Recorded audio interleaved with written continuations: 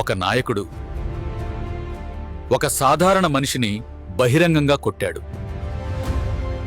అతను అహంకారంగా అన్నాడు, నేను నాయకుణ్ణి, నాకు పవర్ ఉంది, నేను ఏమైనా చేయగలను.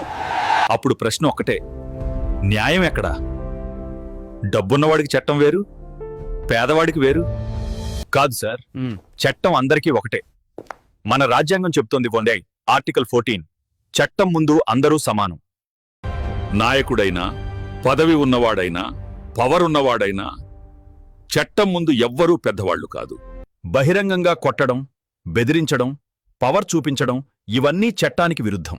దాడి జరిగితే వీడియో తీసుకోండి, సాక్షులు తీసుకోండి, రాతపూర్వకంగా ఫిర్యాదు చేయండి, వెంటనే 100కి కాల్ చేయండి. మీరు సాధారణ వ్యక్తి కావచ్చు, కానీ ఆర్టికల్ 14 మీతో ఉంది. మీ హక్కుల గురించి తెలుసుకోవాలి అంటే ఫాలో ద జ్యూరీ లా.